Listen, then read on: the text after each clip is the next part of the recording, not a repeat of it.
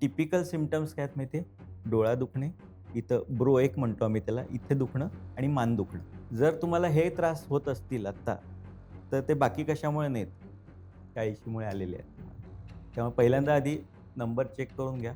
दर दिवशी मी 1 किंवा 2 पेशंट पाहतो, की जे डायबिटीजमुळे पर्मनंट ब्लाइंड झाले. Which is bad because this is completely treatable and preventable. Just एक ॲन्युअल आय चेक. जसं-जसं तुम्ही स्क्रीन सतत वापरत जाता, तसा ड्रायनेस हळू-हळू, हळू-हळू वाढत जातो. पण तुम्ही थोडासा ब्रेक घ्या. ट्रिपला जावा, जिथे तुम्ही मोबाईल वापरू नका, स्क्रीन वापरू नका. शरीर लगेच रिस्टोअर मोडला येतं. ज्यावेळी आपण चष्मा बनवतो ना, त्यावेळी आपल्या चष्म्याचा सेंटर आणि आपल्या बाहुलीचा सेंटर हा एकच असला. बऱ्याचदा प्रॉब्लेम तिथून चालू होतात. तर आपण काय करायला लागतो? असं-असं धरून वाचायला चालू करतो. ओके. याचा अर्थ तुम्हाला 40शी यायला चालू झाली. कारण तुमचं फोकस जे पूर्वी इथं होत होतं, ते आता होत नाही. आता तुम्हाला लांब धरावं लागतं, मग तुम्हाला दिसतं. झोप खूप लोकांची आजकाल व्यवस्थित नसते. मी ज्या पेशंटना ज्यांना ड्रायनेसचा प्रॉब्लेम असतो ना, त्यांना विचारतो, की झोप कशी आहे तुमची? 90% लोक म्हणतात, "नाही, आजकाल मला झोप जरा कमीच आहे." मला तुम्ही 3 ते 5 ॲक्शनेबल गोष्टी सांगा, की आता मी नोकरीत आहे किंवा व्यवसायात आहे, मला स्क्रीन लागणार, मी 10 तास स्क्रीन बघणार हे गृहीत धरून जास्तीत जास्त मी डोळ्यांची काळजी कशी घेईन? जगातला फास्टेस्ट कॅमेरा डोळ्याची लेन्स आहे. म्हणजे within milliseconds it focuses on you and then and distance. आपल्या कॅमेराला माहिती आहे तुम्हाला, फोकस करायला वेळ लागतो, की "अरे, तिकडे बघ जरा." मग तो थोड्या वेळानं फोकस. डोळा फास्ट.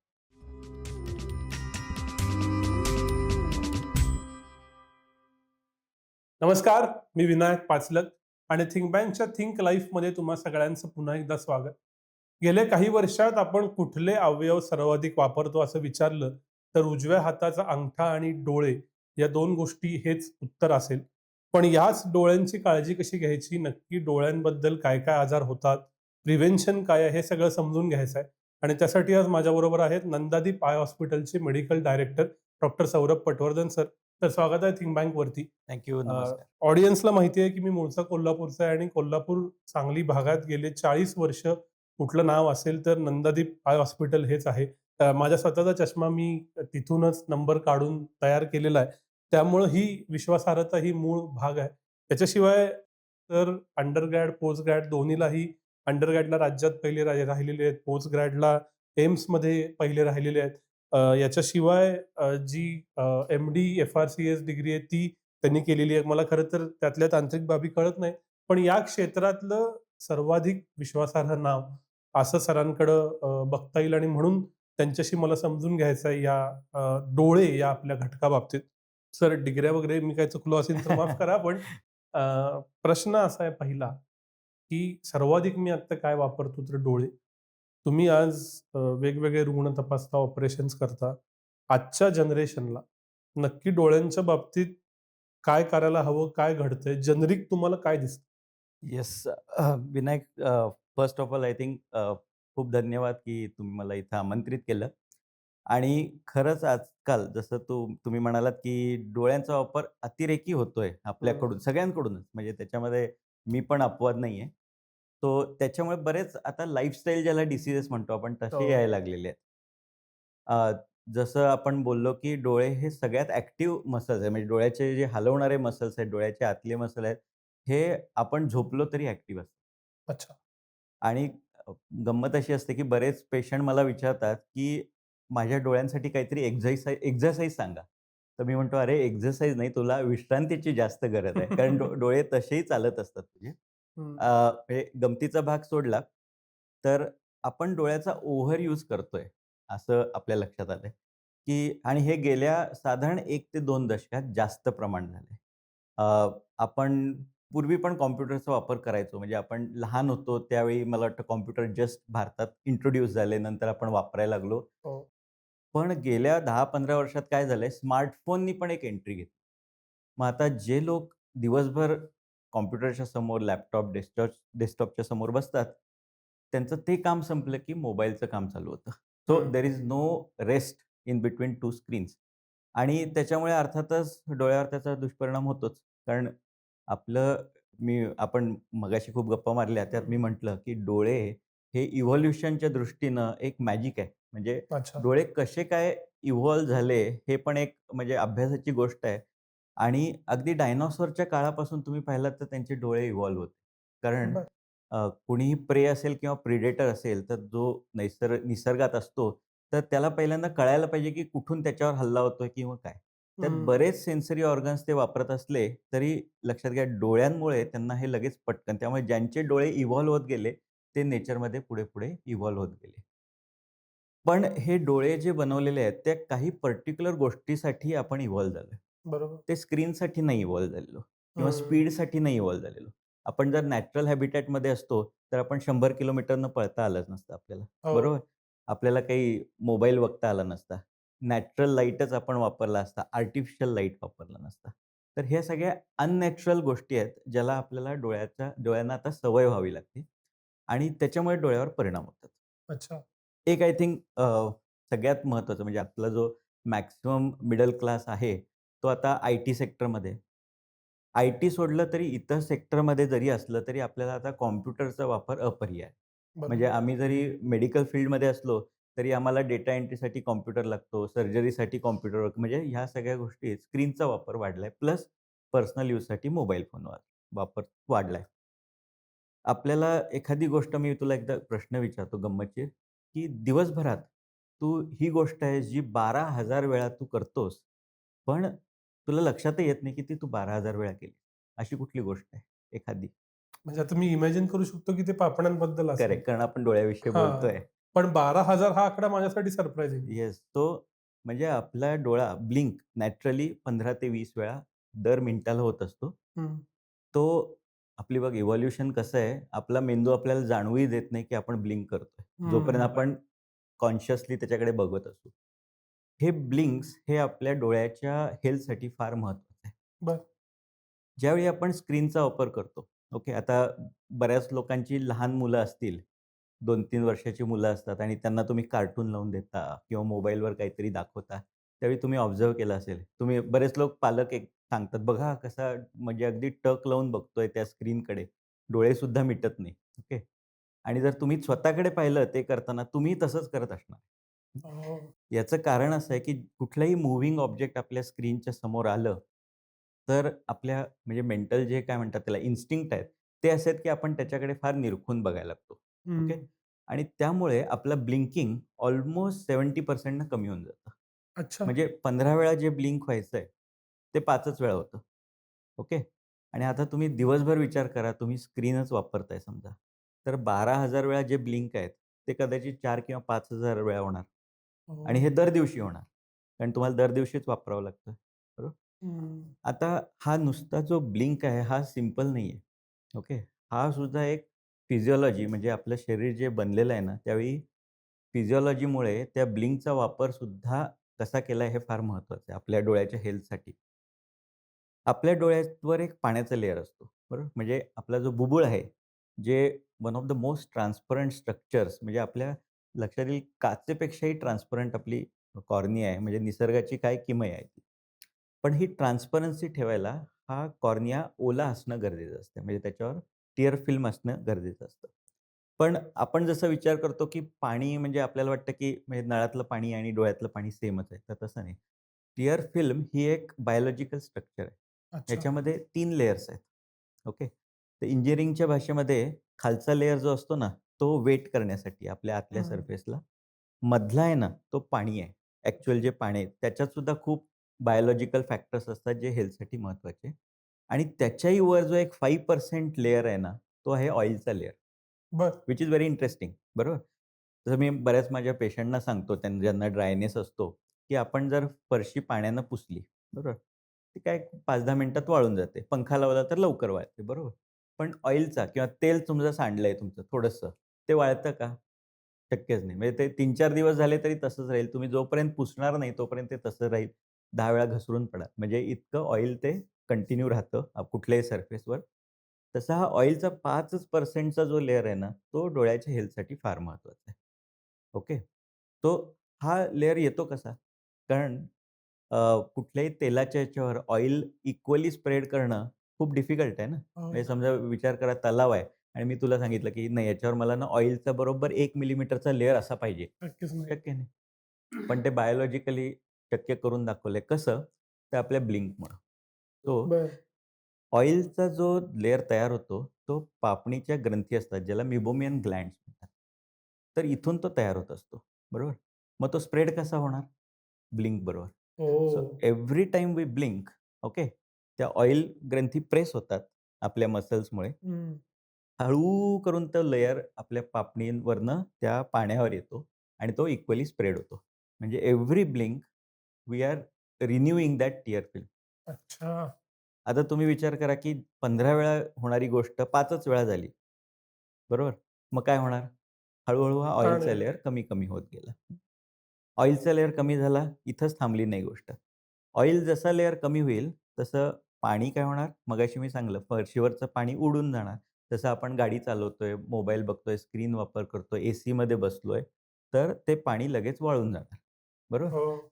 आता ऑइलचा लेयर आणि खालचा म्युसिनचा लेयर एक दुसऱ्याला चिकटणार. कारण ऑइल ऑलरेडी थिन झालंय, पाणी वाळून गेलं, ते चिकटलं, मधल्या एरियामध्ये पाणीच नाही आता. हं, बरोबर? तिथे झाला ड्राय स्पॉट तयार बुबुळावर. आणि आपल्या डोळ्याच्या ज्या बुबुळावरच्या पेशी आहेत, त्या स्किनसारख्या नाही आहेत, की हं. जिथं थोडा ड्राय झालं तरी चालतं, कारण ती टफ आहे. बुबुळावरच्या पेशी नाजूक असतात. त्यांना ऑइल किंवा वरचं कव्हर लागतं. ते वेट लागतात. ज्यावेळी तो ड्राय स्पॉट तयार होतो, तिथं त्याची डॅमेज होणं चालू होतं. म्हणजे त्या पेशी हळू खराब व्हायला लागतात. खराब झाल्या तर शरीर काय करतं? कुठेही जर सेल्सची डेथ झाली आपल्या, तर शरीरचा रिस्पॉन्स काय असतो? ते काढून टाकायच्या सेल्स. हो. काढून टाकण्यासाठी शरीर काय करतं? तिथं सूज निर्माण करतं.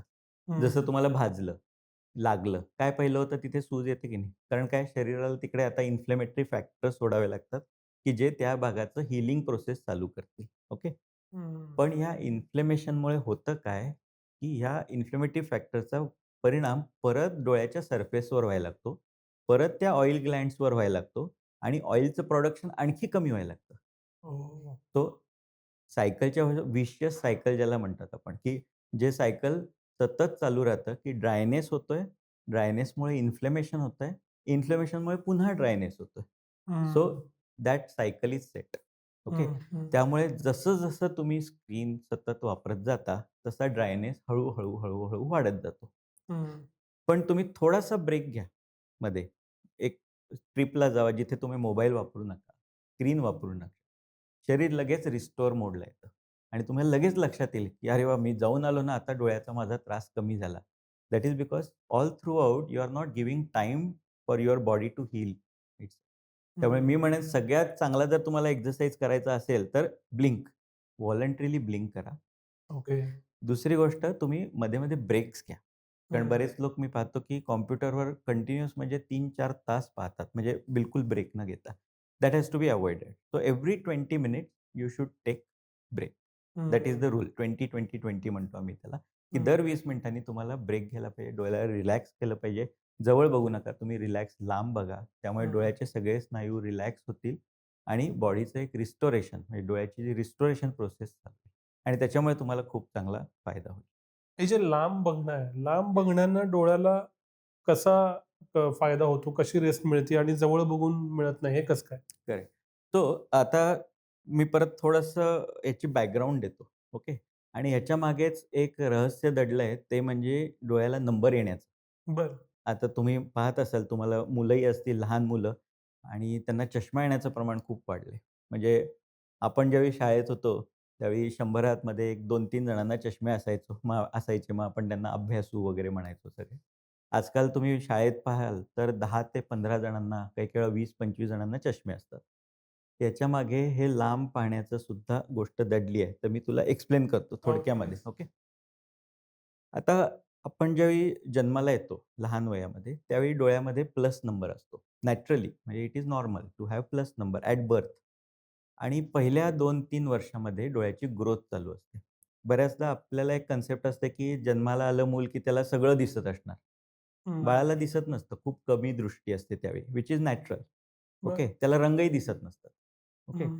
ॲज द चाइल्ड ग्रोज, जसं बाळ मोठं व्हायला लागतं, तसं-तसं हळू तो डोळा डेव्हलप व्हायला लागतो. विविध गोष्टी बघण्यासाठी. ओके. बरं.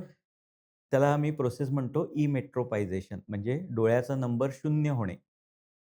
अच्छा. बरोबर? म्हणजे जन्माला आलं बाळ, त्याला प्लस नंबर आहे.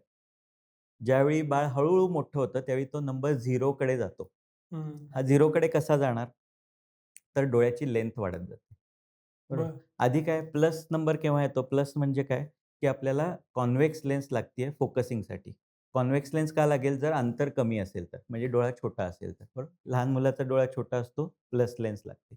जसा डोळ्याचा साईज नॅचरली वाढतो, तो 0 म्हणजे प्लस नंबर कमी-कमी व्हायला लागतो आणि तो 0वर येतो. ओके. मग आपल्या शरीराला कळतं कसं, की हा 0 झालाय? हं. फोकसिंग. लाईट कुठे फोकस होतोय याच्यावर ते कळतं ब्रेनला, की आता मी ही दूरची वस्तू बघतोय ना, ही काही माणसं आहेत, झाडं आहेत, हे दिसतायत, की आता मला शार्प दिसतायत. ओके. हं. याचा अर्थ हा नंबर 0 झाला. आता डोळा वाढायचा थांबतो. ओह! की आता मला क्लिअर दिसतंय. आता वाढायची गरज नाही बाबा. बरोबर? हा एक रिफ्लेक्स आहे ना वाढायची. जसं आपण व्यायाम केला, आपल्या शरीराला व्यायामाची ज्यावेळी सवय लागते, त्यावेळी शरीर काय होतं त्यासाठी ग्रो करतं. हं. तुमचं हार्ट पण त्यासाठी ग्रो करतं. पण एखादा जर व्यायाम करत नसेल, तर त्याचं हार्ट पळण्यासाठी तयार नाही होत. मग त्याला नंतर जर पळायला लागला तर थकवा येतो. पण तुम्ही जर ग्रोथ आधीपासून केली तर ते तयार होतं. तसं डोळा त्याला रिस्पॉन्ड करत असतो इमेजला. ओह! आता लहानपणी पूर्वी काय करायचो आपण? मैदानी खेळ खेळायचो. हो. बरोबर? बाहेर सूर्यप्रकाशात. त्यावेळी मैदानी खेळात आपण जवळचं काही करायचो का? काही नाही. लांबचंच बघायचो ना.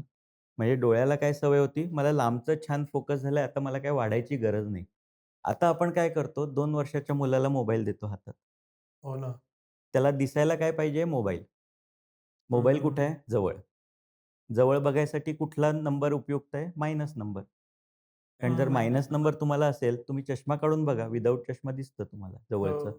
म्हणजे आता आपण डोळ्याला काय द्यायला लागलोय? रिफ्लेक्ट म्हणजे फीडबॅक की बाबा मला जवळचं विदाऊट चष्मा दिसलं पाहिजे. ओह! बरोबर. आता नॅचरली ते सेट काय झालं, बाळ मोठं असताना मला जवळचं दिसलं पाहिजे. ओके. तो त्यामुळे ब्रेनला किंवा डोळ्याच्या ग्रोथला इनपुट काय गेले? नाही आपल्याला जवळचं दिसायला पाहिजे, लांबचं ब्लर असलं तरी काही फरक नाही पडत आपल्याला. बरोबर. त्यामुळे डोळा ग्रो व्हायचा थांबायच्या ऐवजी ग्रोच होत जातो. हळू डोळ्याचा साईज वाढवू शकतो. यालाच मायोपिया म्हणतात. म्हणजे मायनस नंबर येणं आणि हे काय होतं मग वाढत जातं हळू प्रमाण. म्हणून लहान मुलांच्या बाबतीत महत्त्वाचं कारण नंबर वाढायचं हे आहे, की आपले आउटडोर ॲक्टिव्हिटीज कमी झाल्यात खूप लहानपणी सुद्धा. सनलाईट एक्सपोजर कमी झालंय. म्हणजे आमच्या ज्या क्रायटेरिया आहेत त्याच्यात आयडियली असं म्हटलंय त्यांनी, की रोज 2 तास लहान मुलांना सनलाईटमध्ये outdoor activities are important for eye health. पण आपण बरं. करतोय का? बिलकुल नाही. आपले क्लासेस चालू असतात, एक्झाम चालू असतात. आउटडोर ॲक्टिव्हिटीज ऑलमोस्ट 0 असतात. लोक खेळतात ते सुद्धा इनडोअर गेम्स काही वेळा खेळतात. बऱ्याचदा व्हिडिओ गेम आणि कॉम्प्युटर गेम खेळतात. हं. आणि त्यामुळे आपण निसर्गातला म्हणजे हे देतोय, की तुम्ही आता नंबर वाढवा माझा, मायनस नंबर द्या. मला जवळचं विदाऊट चष्मा दिसतं.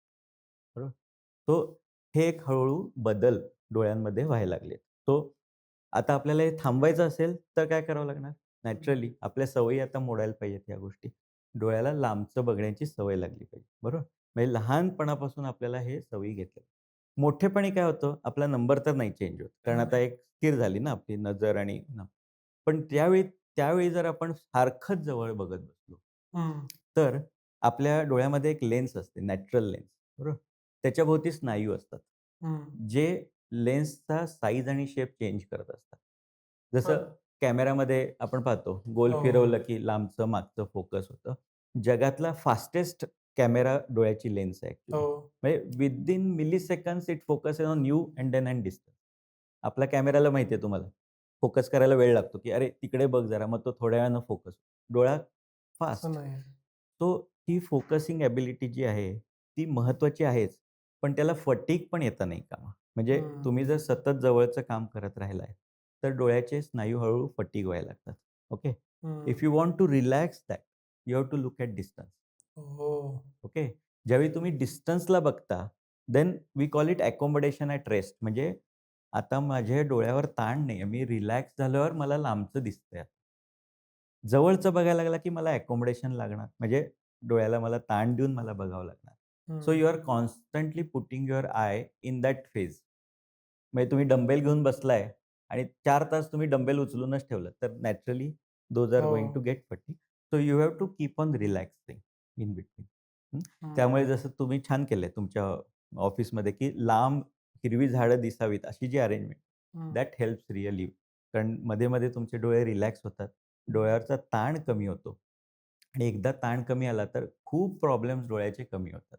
जसं खूप पेशंट माझ्याकडे येतात थकवा, डोळ्याला थकवा येणं, हो. डोकं दुखणं. काही-काही वेळा डबल-डबल दिसतं म्हणजे वाचता-वाचता ब्लर व्हायला लागले मला. काही लोकांना झोप नीट नाही. हं. ह्या सगळ्या गोष्टी पित्ताचा त्रास. हो. कारण बऱ्याच गोष्टी ह्याच्याशी रिलेटेड आहेत ना. Once your health is affected, it is going to affect all your organs. Hmm. त्यामुळे बरेच लोक म्हणतात, की मला झोपच येत नाही. मग विचारलं तर लक्षात येतं, की स्क्रीन टाईम एवढा आहे, की हं. रात्रीसुद्धा स्क्रीन घेऊनच बसतात.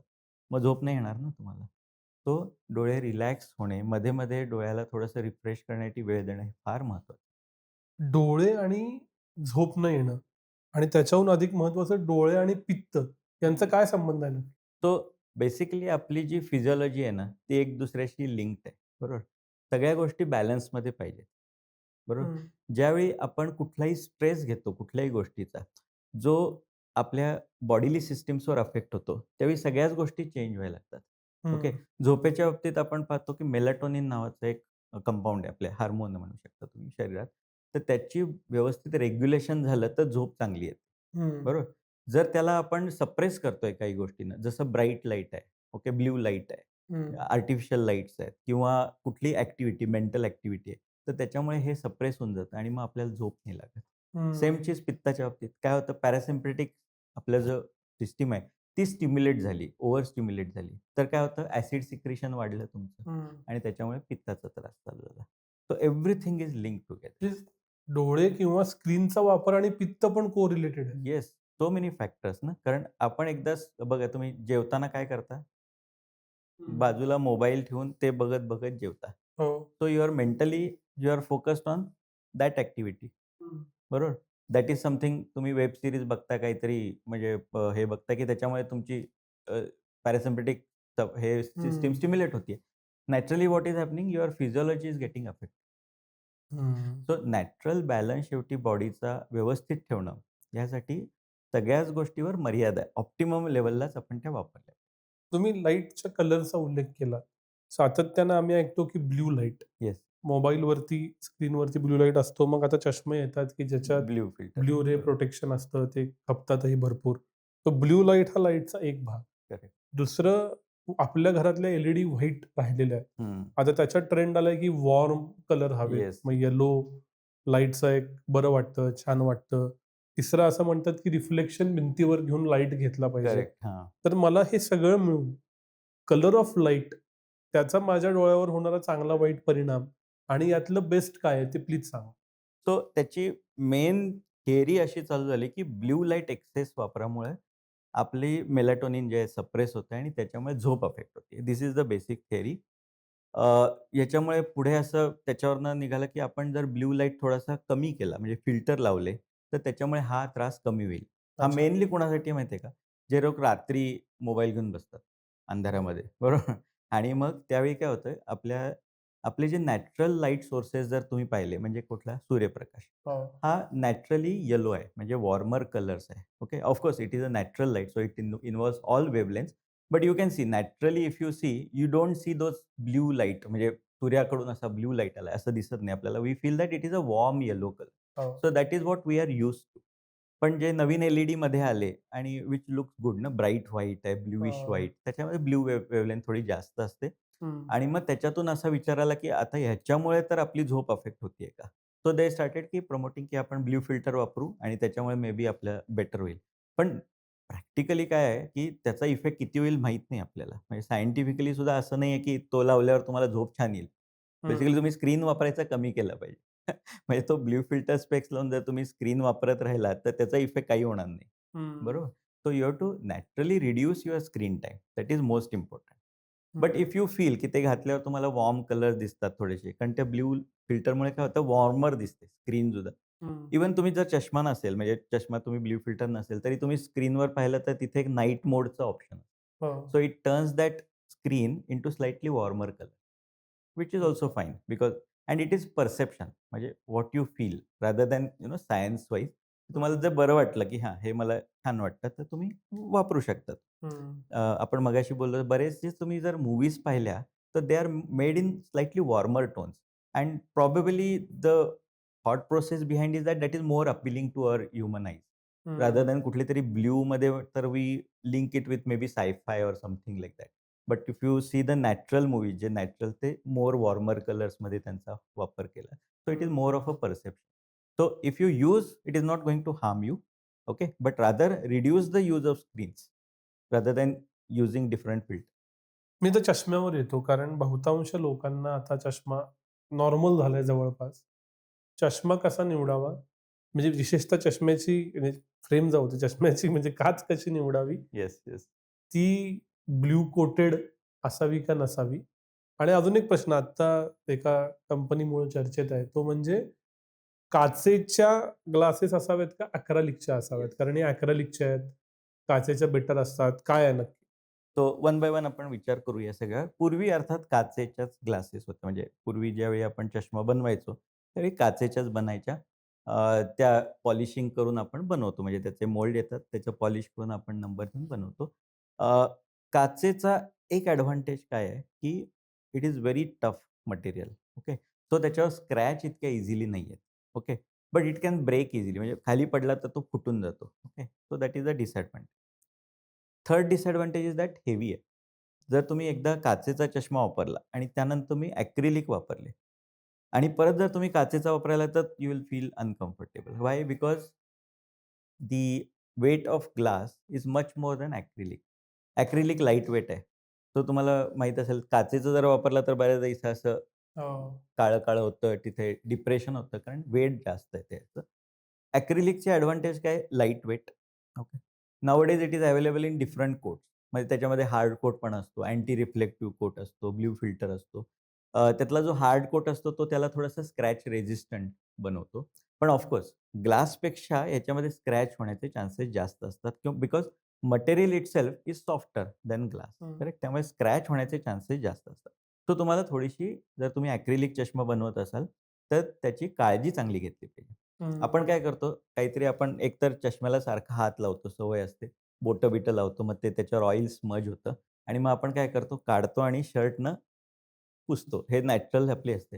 पण आपले शर्ट ते पुसायसाठी बनलेले नाहीत. बिकॉज आपल्या शर्टचं फॅब्रिकसुद्धा बऱ्याचदा काय असतं, रफ असतं थोडं आणि मग त्याच्यामुळे ते स्क्रॅच तयार होतात आणि त्याच्यावरचा कोटसुद्धा हळू निघायला लागतो. म्हणून त्याच्यासाठी त्याच्याबरोबर एक सेल्वेट म्हणजे फार मऊ असं एक कापड दिलेलं असतं. त्यानंच ते पुसावं. त्याच्यासाठी लेन्स क्लिनिंग मटेरियलसुद्धा असतं. ते त्यानं जर तुम्ही रेग्युलर पुसलं ना, तर वर्षभर तुम्ही जरी वापरला तरी त्याला स्क्रॅच येणार नाही. सो हाऊ यू यूज त्याच्यावर तुमचं स्क्रॅच किती येणार ते अवलंबून असतं. हो, त्याची काळजी आपण म्हणजे व्यवस्थित घेतली पाहिजे. सो दुसरा प्रश्न एक विचारलात तुम्ही ते about coat. Okay. So anti reflective coat is definitely recommended. Okay. बरं. अर्थात आजकाल आय थिंक मोस्टली आपण वापरतो ते अँटी रिफ्लेक्टिव्ह ARC म्हणतो आपण त्याच्या. बरं. पूर्वी तुम्हाला आठवत असेल तर चष्म्यावर फ्लॅश यायचे. हो. म्हणजे फोटो काढला, की असा एक फ्लॅश दिसायचा. दॅट इज बिकॉज त्याच्यावर कोट नसायचा तो अँटी रिफ्लेक्टिव्ह. आता तो अँटी रिफ्लेक्टिव्ह कोटमुळे काय फ्लॅश येत नाही. म्हणजे हं. लाईटचा जो रिफ्लेक्शन आहे ते तो कमी करून टाकतो, व्हिच इज व्हेरी युजफुल. एक तर कॉस्मेटिकली सुद्धा कारण तुम्ही फोटोत वगैरे चांगलं तुम्हाला दिसतं. दुसरं ज्यावेळी तुम्ही ऑफिसमध्ये काम करता त्यावेळी बाजूनी पण लाईट असतो. असं हो. नसतं की लाईट समोरूनच असेल. तर तो लाईटचंही रिफ्लेक्शन इंटरनली तुमच्या डोळ्यावर येत असतं. पण जर तुम्ही अँटी रिफ्लेक्टिव्ह कोट लावला, तर त्याचं रिफ्लेक्शन तुमचं कमी होतं and which is of very useful. कारण स्ट्रे लाईट जर डोळ्यात सतत जात असेल, तर you do not feel right to. Hmm. So anti reflective coat is very useful. Blue फिल्टरचा आपण मगाशी विचार केला, तर मी सांगितलं तसं scientifically there is no like big proof की त्याच्यामुळे तुम्हाला खूप फायदा होणार आहे. But I also use blue filter. Basic मला वाटतं की वॉर्मर टोन्स दिसतात आणि may be if you you try it, if you feel better की याच्यामुळे मला जरासं बरं वाटतं, you can use it. There is no harm in using. Hard coat जो पार्ट आहे, that is for resistant to scratches. Okay. Hmm. So it is better to use if you are using very rough, so better to have that hard coat. So जरी तुम्ही थोडं rough use केलं, तर may be स्क्रॅचचे chances कमी होतील त्याच्यामुळे. अगदी basic प्रश्न. या चष्म्यावर स्क्रॅच आहे. हो. कितपत स्क्रॅच एक्सेप्टेबल असतात आणि कधी ते बदललं पाहिजे? कसं ओळखायचं? करेक्ट. कारण जर तुम्ही ॲक्रिलिक स्पेक्स वापरले असतील, तर नॅचरली जसं मी सांगितलं, तुम्ही जरा जरी शर्टानं पुसला, तर तिथे स्क्रॅच येणारच. स्क्रॅच जर तुमच्या सेंट्रल पार्टमध्ये असतील, तर ते definitely it affects your vision. अच्छा. पहिल्यांदा त्याचा इफेक्ट होतो तुम्ही नाईट ड्रायव्हिंग करताना. ओके. कारण समोरून लाईट आला ना, की हे स्क्रॅच स्प्रेड करतात. हं. बऱ्याचदा त्यावेळी तुम्हाला पहिल्यांदा जाणवायला लागेल, की अरे समोरचा लाईट फारच मला त्रास होतोय. So that is first thing. तसं जर वाटत असेल तुम्हाला तर better you change your glasses. तुम्हाला बेसिकली व्हिजन क्लॅरिटी जर कमी वाटत असेल चष्मा घातल्यावर तर definitely you have to change. गंमत काय माहिती आहे का? आपण डोळ्यांनी बघत नाही. व्हिच इज अ बरं. Interesting thing. आपण मेंदूनं बघतो. हं. ओके. मग एक्झाम्पल देतो. ओके. आता आपण बोट समोर ठेवूया हां. हं. आणि तुम्ही डोकं हलवा आणि त्या बोटाकडे बघा. ओके. हं. आता तुम्ही बोट हलवा. ज्यावेळी तुम्ही बोट ठेवता आणि डोकं हलवता, त्यावेळी तुम्हाला बोट स्थिरच दिसते. हं. Image stabilisation. हं, आपल्या हं, ब्रेननं हं. केव्हापासून केलंय? आता कॅमेरामध्ये आलं, बरोबर? पण तुम्ही बोट हलवा ना, ते हलताना म्हणजे व्हायब्रेट दिसतं. होताना दिसतं. असं करताना बोट नाही हलत, बोट स्थिर असते. ओके. जर तुमचा कॅमेरा धरला डोळा, तर बोट पण असं-असं व्हायब्रेट व्हायला पाहिजे ना तुमच्या. हो. तसं नाही होत. कारण ब्रेन प्रोसेस करतो इमेज. ओके. आपल्याला ह्या ज्या सगळ्या गोष्टी दिसतात ना, त्या सगळ्या त्याच वेळी डोळ्यानं कॅप्चर केलेल्या असतात असं नाही. इमेज ब्रेन तयार करतोय आपल्या आजूबाजूची. बरोबर? हं. सो त्यामुळे जर तुम्हाला स्क्रॅचेस असतील चष्म्यावर, ओके. ब्रेन तुमची इमेज क्लिअर करतच राहतो. ओह! ओके. सो बऱ्याचदा तुम्ही पाहाल, की पूर्वी कॅमेऱ्यानं काढलेला फोटो, याच्यापेक्षा आपल्याला जे दिसतंय तो खूप छान दिसायचा. हो. किती चांगला कॅमेरा. आजकाल काय येतात कॅमेरा पण प्रोसेस करायला लागलेत. त्यामुळे ते हं. कलर-बिलर टाकून छान दाखवतात. पण तुम्ही नेहमी बघा, आपल्या डोळ्यात ब्रेन जो आहे ना, ती प्रोसेस करून इमेजला पॉलिश करून देतो इमेज. हं. तर ज्यावेळी तुमचा चष्मा जर खराब व्हायला लागला असेल, तरीसुद्धा ब्रेनचं काम काय आहे? मला क्लिअरच दाखवायचं आहे याला. बरोबर? त्यामुळे तो ओव्हर यूज करणार ब्रेन. मग त्याच्यामुळे काय होतं? मग थकवा येतो. So better to use clear glass so that आपण ब्रेनवर तेवढा प्रेशर नाही टाकत त्याच्यात. म्हणजे थकवा येण्याचं एक कारण चष्म्याचे स्क्रॅचेस पण असू हो, शकतात. कारण क्लॅरिटी तुम्हाला ब्रेन ओव्हरड्राईव्ह ना, म्हणजे तुमची काय म्हणतात सीपीयू ओव्हरहीट व्हायला लागलाय. सारखा तो प्रोसेस हं. करून तुमचे जे ब्लर आहे ते काढून टाकतोय.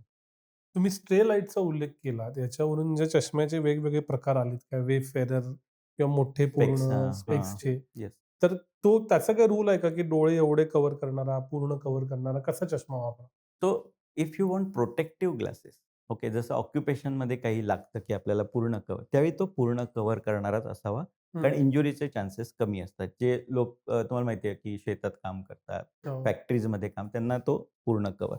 डे टू डे ॲक्टिव्हिटीजमध्ये आपल्याला बेसिकली डोळ्याला साजेसा चष्मा असणं महत्त्वाचं आहे. म्हणजे खूप मोठा असेल तरी तो ऑड दिसतो. हं. सो नॅचरली आपल्या भुवईच्या थोडासा खाली आणि आपल्या चीकच्या थोडासा आसपास असा तो आपण बनवतो. आणि त्याचा साईजसुद्धा खूप मोठा उपयोग नाही. ज्यावेळी चष्मा बनवणं ना, ही सुद्धा एक आर्ट आणि सायन्स आहे. म्हणजे it is not a simple thing to do. ज्यावेळी आपण चष्मा बनवतो ना, त्यावेळी आपल्या चष्म्याचा सेंटर आणि आपल्या बाहुलीचा सेंटर हा एकच असला पाहिजे. हं. बऱ्याचदा प्रॉब्लेम तिथून चालू होतात. आपण ज्यावेळी चष्मा लावलाय हो. आणि माझा ग्लासचा सेंटर समजा बाजूला आहे. ओके. आता यू आर अ इंजिनिअर. तर हो. ज्यावेळी ग्लासचा सेंटर चुकतो, त्यावेळी तिथे प्रिझमॅटिक इफेक्ट येतो. बरोबर. बरोबर? मग तो थोड्याफार प्रमाणात असेल तर आपल्याला जाणवत नाही. पण मी म्हटलं ना ब्रेन ब्रेन ओव्हर ॲक्टिव्ह तो सगळं करेक्ट करायचा ट्राय करतोय. तो जर सतत राहिला तर काय होतं मग ताण यायला लागतो. म्हणून बऱ्याच लोकांना चष्मा नवीन घातल्यावर असं वाटतं की काहीतरी वेगळं आहे. ओके. तर त्याच्यामध्ये आपल्याला सेंट्रेशन करेक्ट असणं हे खूप महत्त्वाचं आहे. हं. यात प्रोग्रेसिव्ह असतात चष्मे म्हणजे लांबचं बघायचं, जवळचं बघायचं. तसंच फक्त डिस्टन्ससाठी पण असतात. या सगळ्याला जर तो चष्मा करेक्ट सेंटरनं बनवला असेल ना, तर खूप छान त्याला अडॅप्टेशन होतं. बऱ्याचदा जर हं. सेंटर चुकला असेल ना, तर मी सांगितलं असं प्रिझमॅटिक इफेक्ट आल्यावर मग आपल्याला तो विचित्र वाटतो चष्मा जो आहे. हं. तुम्ही त्या प्रोग्रेसिव्हचा उल्लेख केलात म्हणून लांबचे जवळचे नंबर हा तर एक भाग आहे. दुसरी एक चर्चा होती की 40शी लागली म्हणजे येस. 40शीला लागणारा चष्मा आपला मोठा वर्ग त्या वयातलाही आहे. आता ते 40शी पण 35शीत येतं. तर हे जे 40शी लागणं आहे, हे नक्की काय आहे आणि त्याचा डोळ्यावरती काय परिणाम आहे? येस. सो आपण मगाशी थोडक्यात सांगितलं, की डोळ्यात स्नायू आहेत आणि लेन्स आपली फ्लेक्सिबल आहे. सो ते स्नायूंमुळे काय होते, आपली लेन्स फोकस होते वेगवेगळ्या गोष्टींवर. ठीक आहे. जसं-जसं आपलं एज वाढतं, ओके. आणि आपलं एजिंग जे आहे ना, असं म्हणतात जन्मल्यापासूनच चालू होतं. म्हणजे हं. आपल्याला वाटतं, की आपण अजून तरुण आहे. पण जन्माला जी डोळ्याच्या लेन्सची ताकद असते, ती समजा आपण धरू, की +15 आहे. हं. फोकसिंगची पॉवर. तर ती हळू कमी होत 40च्या ज्यावेळी जवळ येतो आपण, त्यावेळी ती +2-3 वर येते. बरं. म्हणजे फोकसिंगची ताकद. ओके. नॉर्मली आपण धरतो की 30 सेंटीमीटर डिस्टन्सला आपल्याला फोकसिंग पाहिजे. म्हणजे आपल्याला जर डायोप्टरच्या म्हणजे फोकसिंग पॉवरच्या बाबतीत तर 3 डायोप्टर तरी आपल्याकडे पॉवर पाहिजे. ज्याच्यात आपल्याला 30 सेंटीमीटरवर फोकस करता आलं पाहिजे. ओके. ज्यावेळी आपलं हे अकोमोडेशनची पॉवर त्यापेक्षाही कमी व्हायला लागते, तर आपण काय करायला लागतो? असं अच्छा. धरून वाचायला चालू करतो. ओके. याचा अर्थ तुम्हाला 40 यायला चालू झाली. कारण तुमचं फोकस जे पूर्वी इथं होत होतं, ते आता होत नाही. आता तुम्हाला लांब धरावं लागतं, मग तुम्हाला दिसतं. ओके. सो ही 40ची पहिली स्टेज झाली, की तुम्हाला आता जवळ धरल्यावर दिसत नाही, जरा लांब धरल्यावर दिसायला लागतं. आता डोळ्यांची स्नायूंची किंवा लेन्सची जी फोकसिंग पॉवर आहे, कारण लेन्स पण थोडी रिजिड व्हायला लागते, ती कमी होते. ओके. त्याला आपण म्हणतो 40. 40 भारतात आहे बरं का फक्त. बरं. ही पण म्हणजे जिओग्राफिकली चेंज होते. जर तुम्ही यूकेमध्ये गेलात, तर 50 असते. अच्छा. 40 नसते. So it is related how close you are to the equator आणि ओह! कदाचित ते सूर्यप्रकाशाशी आणि यूव्ही लाईटशी रिलेटेड असावं. हं. कारण जसं तुम्ही इक्वेटरच्या जवळ जाता, सनलाईट जास्त वाढतो. सनलाईटमध्ये यूव्ही लाईट पण असतात आणि त्यामुळे आपली जी नॅचरल लेन्स आहे, त्याची रिजिडिटी लवकर येते. आणि त्यामुळे भारतात 40 येते. नॉर्थला जाल तसं 45-50ला तुम्हाला जवळचा नंबर लागायला लागतो. ओके. ओह! सो ह्या 40शीला आपण काय करतो, पहिला सगळ्यात एक महत्त्वाचं म्हणजे कारण माझ्या आता वर्गातले बरेच मित्र आहेत, ते पण ह्या एजचे आहेत साधारण 45च्या आसपास. तर बऱ्याचदा पहिले 1-2 वर्ष तर आपण असं धरून, काहीतरी करून म्हणजे त्याच्याकडे दुर्लक्ष करतो. पण बऱ्याचदा हे दुर्लक्ष केल्यामुळे हेडेक चालू होतो. ओके. हं. याचं कारण काय? जरी समजा तुमच्या डोळ्याची फोकसिंग पॉवर समजा +3 आहे आत्ता. पण तुम्ही सतत ती वापरू शकत नाही ना. जर हं. तुम्ही 30 सेंटीमीटरवर गोष्ट ठेवली आहे, तुम्ही सतत जवळचा जी स्नायूची ताकद वापरतोय, तर डोळे फटीग होतात. मग टिपिकल सिम्प्टम्स काय आहेत माहिती आहे? डोळा दुखणे, इथं ब्रो एक म्हणतो आम्ही त्याला, इथे दुखणं आणि मान दुखणं. हो. जर तुम्हाला हे त्रास होत असतील आत्ता, तर ते बाकी कशामुळे नाहीत, 40शीमुळे आलेले आहेत तुम्हाला. त्यामुळे पहिल्यांदा आधी नंबर चेक करून घ्या. तो वापरायला लागा. 99% हे जे आहे ना, डोळ्यात दुखणे, हे हं. दुखणं, मान दुखणं हे त्याच्यामुळेच असलं तर कमी होऊन जाईल पटकन. हं. दुसरा एक जो प्रकार आलेला आहे, 2 गोष्टी मी क्रमाक्रमाने विचारतो. एक लेन्सेस वापरणे हं. आणि दुसरं ऑपरेशन करून नंबर घालवणे. घालवणे. येस. तर या दोन्हीबद्दल तुमचं मत काय आहे? तो कॉन्टॅक्ट लेन्सेस. हो. कॉन्टॅक्ट लेन्सेस आता खूप लोक वापरतात आणि गेल्या 15-20 वर्षातनं कॉन्टॅक्ट लेन्सची सुद्धा क्वालिटी आणि जे मटेरियल आहे ते खूप वाढलेलं आहे. ओके. मी सुरुवातीला एक गोष्ट सांगितली होती, की आपलं बुबुळ फार गंमतशीर आहे. म्हणजे हं. ते एअरमधून डायरेक्ट ऑक्सिजन घेऊ शकतं, त्याची ताकद आहे. आपण ज्यावेळी झोपतो त्यावेळी डोळा बंद असतो, बरोबर? आणि त्यावेळी काय होतं ऑक्सिजन लिमिट होतो. ज्यावेळी आपण सकाळी उठतो ना, त्यावेळी बुबुळाची जाडी थोडीशी वाढलेली असते, कारण ऑक्सिजन कमी असतो त्याला. हो. जसं ब्लिंकिंग चालू होतं, तसं ऑक्सिजन आल्यावर बुबुळाची जाडी पुन्हा कमी होते. म्हणून उठल्या-उठल्या आपल्याला थोडंसं ब्लर दिसत असतं. ठीक आहे. पण थोड्या वेळानं ते क्लिअर वाटायला लागतं. कारण आता ऑक्सिजनमुळे बुबुळ क्लिअर होतं. बरोबर? आता ज्यावेळी आपण कॉन्टॅक्ट लेन्स वापरतो, त्यावेळी काय आपण बुबुळावरती बसवतोय ना लेन्स. आपण हं. ज्यावेळी घालतो बुबुळावर बसतो. तो बुबुळाच्यावर अजून एक लेयर आला. बरोबर?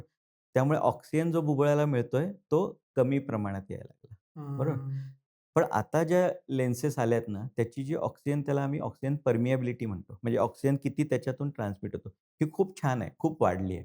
आणि त्यामुळे अच्छा. नवीन कॉन्टॅक्ट लेन्सेस खूप कम्फर्टेबल झालेत. हं, ओके. हं, त्यात हं. सुद्धा जर तुम्ही डिस्पोजेबल टाइपच्या वापरल्यात. डिस्पोजेबल आणि अॅन्युअल यूजमध्ये फरक काय असतो? जर तुम्हाला वर्षभर एकच कॉन्टॅक्ट लेन्स वापरायची असेल, तर नॅचरली ती आपल्याला थिक करावी लागते. कारण तेवढा वेअर एंड टेअर ती व्हायला पाहिजे ना, म्हणजे तेवढं सहन करायला पाहिजे ते मटेरियल.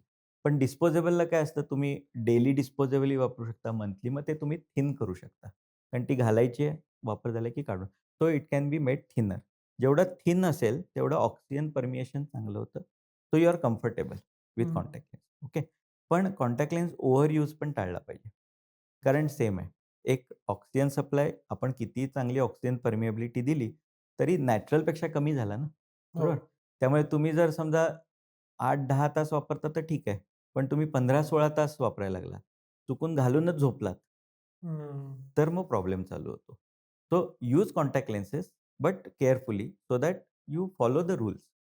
ओके. दुसरं एक कॉन्टॅक्ट लेन्सच्या बाबतीत काही लोक चूक करतात ते म्हणजे पाण्यात स्विमिंगला जाणं किंवा बीचवर जातात लक्षात नाही राहत, की मी कॉन्टॅक्ट लेन्स घातली आहे. समुद्रात जातात. इट हॅज टू बी 100% अव्हॉइडेड. हं. कारण ज्यावेळी तुम्ही कॉन्टॅक्ट लेन्स वापरता, त्यावेळी मी मगाशी आपण सांगितलं tear film which is a protective film ती थोडी डिस्टर्ब होतेच. आणि त्यात जर डोळ्यात वाईट पाणी गेलं, तर काय होतं इन्फेक्शनची रिस्क खूप वाढते त्याच्यामध्ये. हो.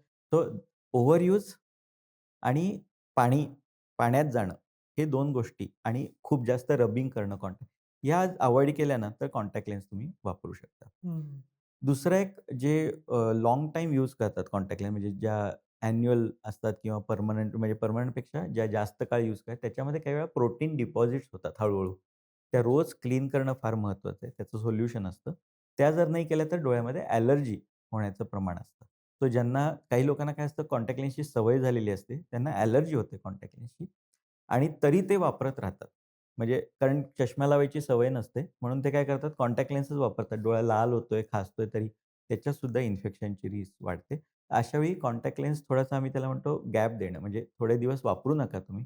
Late the eye recover completely then you can start using. या हं. गोष्टी थोड्याशा कॉन्टॅक्ट लेन्सच्या बाबतीत व्यवस्थित जर वापरल्या ना, तर मग काही प्रॉब्लेम नाही. You can continue using it. आणि पर्मनंट नंबर काढून टाकण्याची जी शस्त्रक्रिया केली जाते, ते करावी, नाही करावी, काय आहे ते? जसं आपण पाहिलं की काही वर्षांमध्ये नंबर म्हणजे येण्याचं प्रमाण वाढलंय. त्याच्याच बरोबर काही व्यावसायिक गरजा पण आता वाढल्या आहेत. कॉस्मेटिक गरजाही वाढल्या आहेत. बऱ्याचदा काही पर्टिक्युलर म्हणजे जॉबसाठी आर्मी असू दे किंवा पोलीस असू दे किंवा काही मॅन्युफॅक्चरिंग जॉब्स आहेत, रेल्वे इतर जॉबसाठी दृष्टीची एक त्यांनी अट घातलेली असते, की एवढं तुम्हाला विदाऊट चष्मा दिसलं पाहिजे. तर अशा लोकांना बऱ्याचदा लेझर ऑपरेशननं आम्ही नंबर काढून टाकतो. काही लोकांना असं असतं, की मला चष्मा लावून माझा चेहरा नाही चांगला दिसत. म्हणजे स्वतःची एक इमेज असते ना आपल्याकडे, की मी असा चांगला दिसतो का नाही दिसत. तर काही लोकांना ते आवडत नसतं. म्हणून त्यांनी ते पण करून घेतात. काही लोकांना चष्म्याची अडचण होते जॉबमध्ये. म्हणजे पर्टिक्युलर आता मीडिया पर्सन असतील किंवा ॲक्टर्स आहेत किंवा हे, तर त्यांना काय होतं चष्म्याशिवाय दिसत नाही. पण चष्मा लावला तर त्यांना त्यांचा जॉब व्यवस्थित करता येतो. असे लोक नंबर बिलकुल काढून घेतात. तो ह्याच्या बऱ्याच प्रोसिजर्स आता उपलब्ध झाल्या आहेत. म्हणजे गेल्या 15-20 वर्षात तर मी जेव्हापासून म्हणजे या फील्डमध्ये आलो, त्यानंतर दर 2-3 वर्षांनी टेक्नॉलॉजी इम्प्रूव्ह होत गेली आहे. पण त्याला काही स्पेसिफिक गाईडलाईन्स आहेत. म्हणजे तुम्ही जर म्हणालात, की सगळ्यांचा नंबर काढता येतो का? तर कदाचित सगळ्यांचा नंबर लेझरनं नाही काढता. So we have to screen them properly. त्याच्या काही गाईडलाईन्स आहेत. त्या गाईडलाईन्समध्ये जर त्यांचा डोळा फिट बसला, हं. तर आपण त्याचा नंबर लेझरनं काढू शकतो. हं. याच्यात काही लोकांचा लेझरनं काढता येत नाही. मग त्याला आपण काही परमनंट लेन्सेस असतात. त्या वापरून काढून टाकू शकतो. So it depends on patient to patient, की तुम्हाला कुठल्या प्रकारची गरज आहे आणि तुमचा डोळा कुठल्या प्रोसिजरसाठी सेफ आहे. त्यानुसार आपण ती प्रोसिजर निवडू शकतो. हं. मला जी माणसं करतात डोळ्यांबद्दल त्याच्याविषयी यायचं आहे, की काय करावं, काय नाही. पण त्याच्या आधी डोळ्यांबद्दलचे जे लक्षात येणारे आजार आहेत, इतर वेळेला ड्राय आईज वगैरे ठीक आहे. Yes, yes. ते म्हणजे पहिलं डोळे येणं आणि मग ज्येष्ठ नागरिकांच्यात प्रामुख्यानं होणारा मोतीबिंदू. येस. तर डोळे येणं ही साथ येती जनरली वर्षातनं 1-2दा, 2 वर्षातनं एकदा आणि तेव्हा मग खूप वातावरण अडचणीचं होऊन बसतं. तर हे डोळे येणं काय आहे? ते अव्हॉइड कसं करावं करता येत असेल तर आणि आल्यावर काय करावं? तो डोळे येणं हे सिंपल जर लँग्वेज म्हणजे मेडिकल लँग्वेजमध्ये व्हायरल कंजंक्टिव्हायटिस आहे. म्हणजे व्हायरल इन्फेक्शनमुळे होणाऱ्या डोळ्याच्या बाजूचा दाह किंवा सूज. जसं आपल्याला सर्दी, खोकला येत असतो. हे बऱ्याचदा व्हायरलच असतं बरं. म्हणजे ऑफिसमध्ये एकाला आला, की 4 लोकांना हळू खोकायला चालू होतं. सिमिलरली कंजंक्टिव्हायटिस हा संसर्गजन्य आहे. म्हणजे एखाद्याला आला, तर तो बाय कॉन्टॅक्ट दुसऱ्याला येण्याची शक्यता. मग कॉन्टॅक्ट काय असतो? टॉवेल कॉमन यूज होतो. आपण हँडशेक करतो. आपण डोळ्यालाच हात लावतो. बऱ्याच लोकांना सवय असते डोळा सारखा चोळायची. त्याच्यामध्ये तो स्प्रेड होण्याचे चान्स वाढतात. ज्या इतर वेळी सुद्धा शक्यतो डोळ्याला हात लावणं टाळावं. ज्यावेळी तुम्हाला डोळा चोळायचा आहे, त्यावेळी हात स्वच्छ धुणं हे फार महत्त्वाचं आहे. ज्यावेळी साथ असेल त्यावेळी तर जास्त काळजी घ्या. Hand sanitizer is a good tool. म्हणजे जर तुम्ही कोणाशी हँडशेक केलाय किंवा काय, तर आपल्या डोळ्याला हात लावायच्या आधी हँड सॅनिटायझर जर वापरला, तर त्याचे चान्सेस कमी होतात. हँड सॅनिटायझर नसेल, तर स्वच्छ हात धुतले साबणानं, तरीसुद्धा हे व्हायरल ट्रान्समिशन आपण थांबवू शकतो.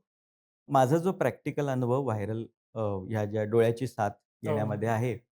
तर दरवर्षी अशा साथी येतच असतात आणि दरवेळी कुठलातरी वेगळा स्ट्रेन असतो. बरं. ओके.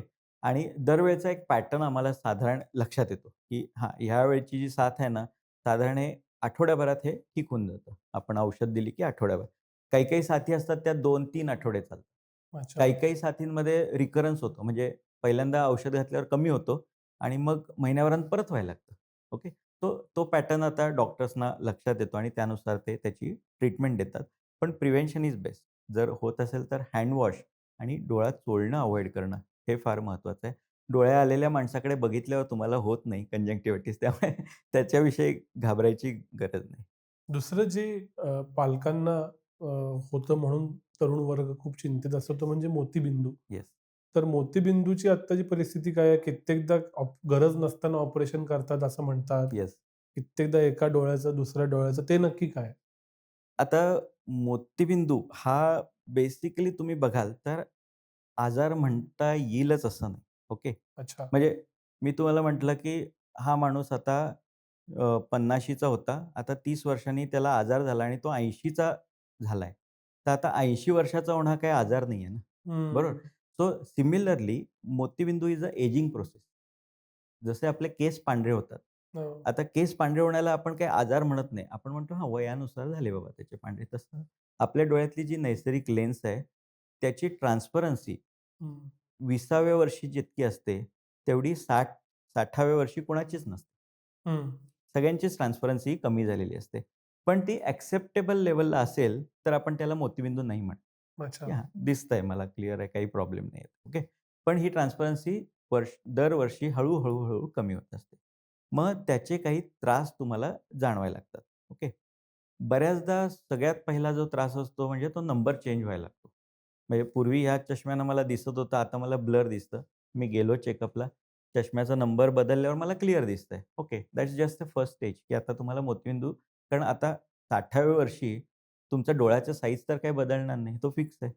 बुबुळ पण सेमच आहे. मी म्हटलं तसं इट इज फिक्स. तो लेन्सच चेंज होणार ना आतली. तो लेन्समध्ये ज्यावेळी त्याचा रिफ्रॅक्टिव्ह इंडेक्स कॅटरॅक्टमुळे चेंज होतो, त्यावेळी नंबरमध्ये चेंज हा फर्स्ट स्टेज असतो. पण अशा वेळी बऱ्याच पेशंटना काय असतं, they are comfortable with their daily life. त्यांना असा काही खूप त्रास होतो असं काही नाही. अशा वेळी मोतीबिंदूचं ऑपरेशन करायलाच पाहिजे अशी काही गरज नाही.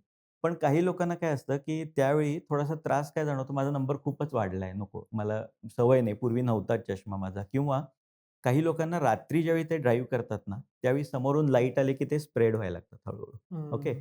याचा कारण ट्रान्सपरन्सी कमी आहे ना. जसं आपण फोर व्हीलर चालवतो. जर काच क्लीन असेल, तर रात्री ड्राईव्ह करायला प्रॉब्लेम नाही येत.